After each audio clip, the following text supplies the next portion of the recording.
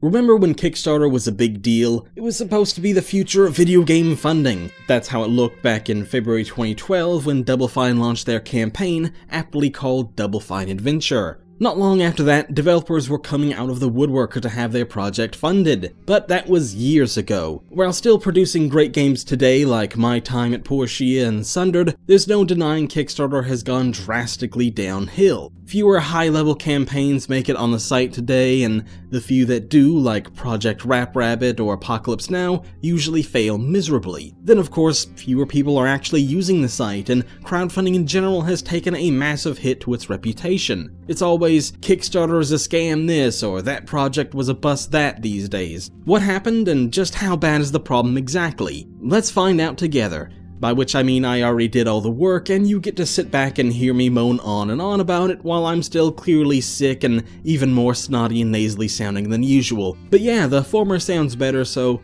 let's go with that.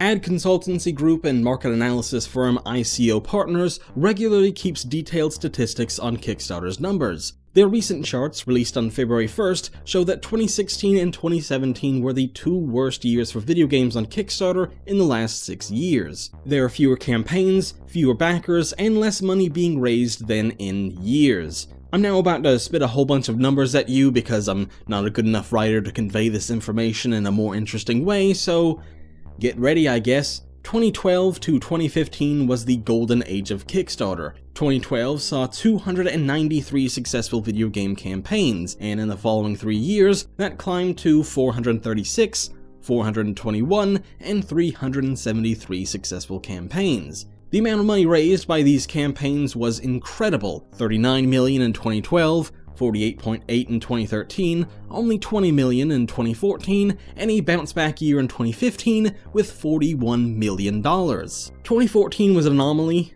2014 was an anomaly. 2014 was an anomaly.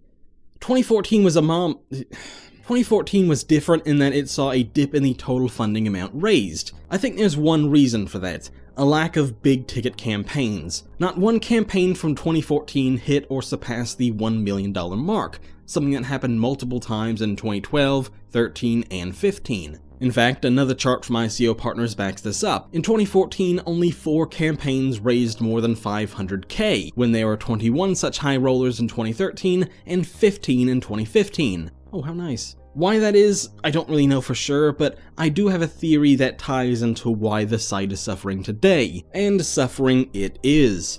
2016 saw 382 successfully funded video game campaigns on the site, and there are 347 in 2017. That's about on pace with what we've seen so far, fewer yes, but the thing is, there are less campaigns being created overall, 1,945 in 2016, and just 1,695 in 2017. Those are the lowest Kickstarter has seen since 2012, where still, the successful campaigns are raising an abysmal amount of money, relatively speaking. About $16 million total in 2016, and $16.5 million in 2017. Those numbers are the lowest since 2011, before Kickstarter became a household name. Only 4 projects earned more than $500,000 in 2016, and 3 in 2017. These charts also show an alarming trend. Not only are the biggest, top-tier, million-dollar campaigns like Shenmue 3 and Bloodstained Ritual of the Night totally gone,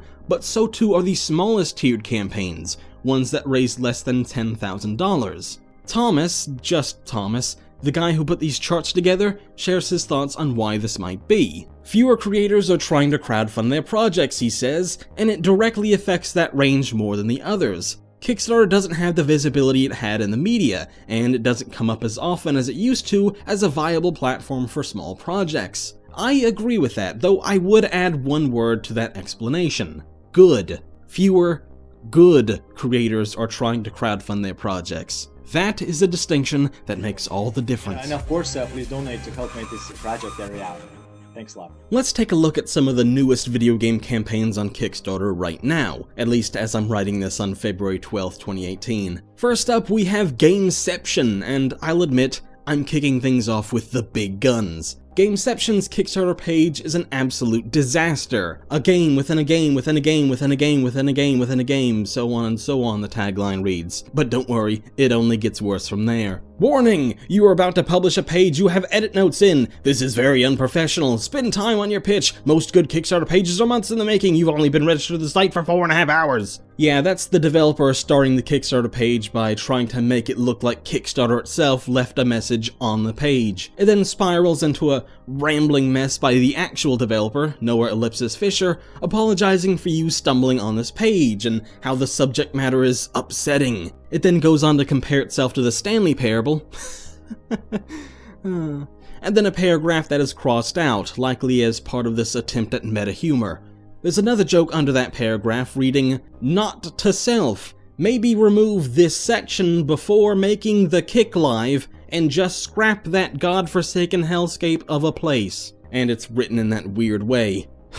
Oh man, this campaign is just too wacky and meta 5 me, let me tell you guys. This is about what you can expect on Kickstarter these days, and I'm not even cherry picking. No, not every campaign is on the level of this, but a quick look at the newest campaigns right now will show that most of the current crop is terrible for one reason or another. Like winter games for PC, PS4, and Xbox, presumably trying to take advantage of the ongoing Winter Olympics. I say presumably because the campaign is entirely in German. That's fine, there's no rule that says a campaign has to be in English. But I can't tell what this game is supposed to be, because as far as I can tell, there isn't one. There's a generic picture of a snowflake for the header image and no further images on the page. No screenshots, no trailers, no real proof that whatever this is exists beyond a few short paragraphs. Is this something you want to donate a whopping $135,000 towards? How about Golly Survive, an asset flip survival game that has one terrible looking trailer, a couple of paragraphs, and a price tag of 17 grand? Or maybe Chaos Theory MMO is more your jam. This one only gives information in single-line stats, has a risks and challenges section that says the only thing that'll slow development is how long the art will take, and a header image that is just the letters TBA. Where have I seen a campaign that's done that before? Or maybe Polyland, which is, as far as I can tell, just the asset pack from the Unity store called Polyland or Polyworld. I'm already getting these two mixed up. I could go on all day like this, really I could. In fact, I've written about this very topic on Clickus.com before and listed previous examples of truly terrible campaigns. Take a look at the classic Mujahideen Us or Them, for example. It was a proposed game on Kickstarter where you would play a member of ISIS, infiltrating European cities and attempt to recruit suicide bombers. And oh, by the way, this campaign went up only 2 days after the 2016 Brussels bombing by ISIS that saw the deaths of 32 innocent people and a further 340 injured.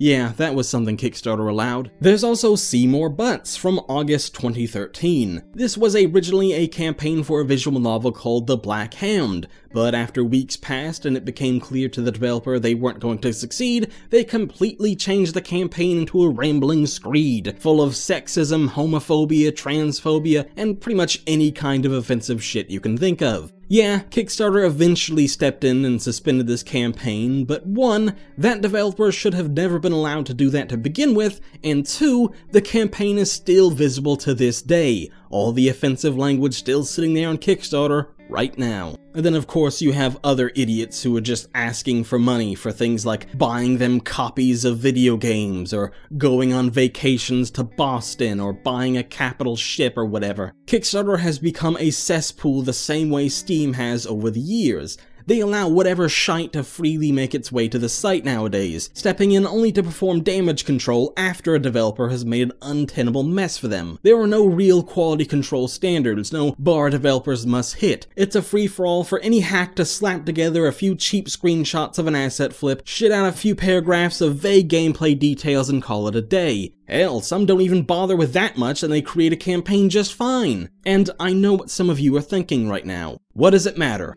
What does it matter that these crappy campaigns go live when clearly nobody in their right mind would back them? Well, It doesn't matter if anyone would back them or not, the fact of the matter is they're cluttering up Kickstarter, making it hard to find good campaigns. Not only that, but real developers who have talent and dignity, are looking at this shit show that is Kickstarter today, and they're going elsewhere. Look at it this way. Let's say you only just now saw those amazing Willem Dafoe Fage yogurt commercials and wanted to go out and buy some commercialized generic rotten milk right now. So you get on your pogo stick and hop your way to your local Walmart, but the first thing you see when you walk in are rows and rows of clearance aisles. These aisles are jam-packed with defective products, those as seen on TV things nobody wants, broken appliances, rotten food that isn't yogurt, and open bags of manure. On top of that, the people who made those products are standing there as well, yelling at you and anyone passing by that you don't know how budgeting works, calling you a kid, and that the stuff people are actually buying is only successful because they are, and I quote, catering to homosexuals, you mentally deficit toddlers. Would you want to stick around that store and buy that yogurt? No, I didn't think so. And that is Kickstarter, ladies and gentlemen. This would have been the part where I talk about how high-profile failures from Kickstarter, like Mighty No. 9, For Fun, Star Citizen, Goddess, and the Ouya, or the campaigns that never saw the light of day like Yogg Ventures, Unwritten, That Which Happened, Project Phoenix, Clang, Unsung Story, and Ant Story, or the terrible campaigns that blew up in everyone's face like Red Ash, Ariel, and Elementary My Dear Homes severely ruined Kickstarter's reputation. But really, I think that list speaks for itself. And let us not forget Kickstarter's policy of silence when it comes to campaigns they suspend, their diplomatic word for ban. Whenever Kickstarter suspends a campaign, they don't publicly comment on why they've done so. Going back to Elementary My Dear Homes, the creator, Sam Chandola, claims that he was in talks with Kickstarter about some accounts that backed his game that seemed iffy. According to him, Kickstarter all of a sudden just suspended his campaign without warning. He claims he had nothing to do with these shady donations, but because Kickstarter won't speak publicly about it, we have no idea if he actually did anything wrong. Then there's Chumba World, a gambling game that creator Virtual Gaming Worlds claim Kickstarter allowed on their site, despite gambling being against Kickstarter's rules. In fact, Kickstarter made them change their campaign to de-emphasize the gambling elements 3 times before they would let it go live, according to Virtual Gaming World's CEO Lawrence Escalante, and yet Kickstarter changed their mind out of the blue after the fact and suspended the campaign anyway. Again, I have no idea if this guy is telling the truth, but Kickstarter refuses to comment, even in the face of accusations like this, so what on earth are any of us supposed to believe? Kickstarter's reputation is in the gutter. Part of that is their fault by opening the floodgates on any old crap and their refusal to communicate with backers and creators alike. And part of that is because of developers themselves, massively overestimating their own abilities and underestimating the cost of game development. Hell, even the bloated, lifeless, festering corpse calling itself Atari thought better than to use Kickstarter for its stupid roller coaster tycoon touch thing, and when Atari isn't interested in you,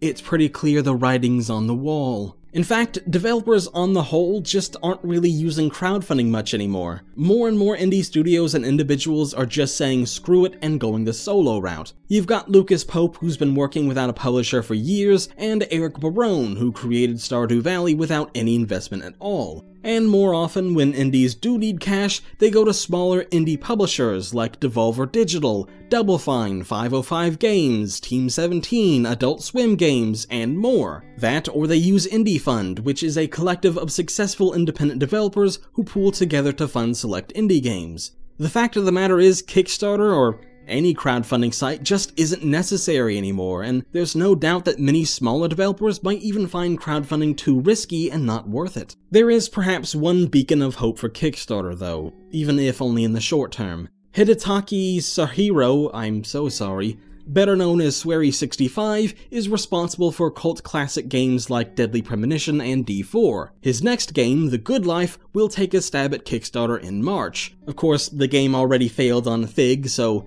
it's hard to say Kickstarter isn't getting another site sloppy seconds, but hey, it's gonna be the first high-profile game from a AAA developer on the site since Project Rap Rabbit. If the project goes well, it could breathe new life back into the crowdfunding platform. And if it fails, well, it could be the final nail in the coffin for video games on Kickstarter. How that campaign pans out and the future of Kickstarter itself is yet to be seen, but right now, things aren't looking good for either. I can't see any way Kickstarter ever returns to what it was a few years ago. We'll keep you up to date on the good life at least, so stick around for that if you want, I don't know. Oh god, I'm never very good at ending videos. Support us on patreon.com/Clickist for more videos just like this, or visit us at clickist.com for all the latest news, reviews, investigations, interviews, and opinion pieces on indie gaming. Thank you.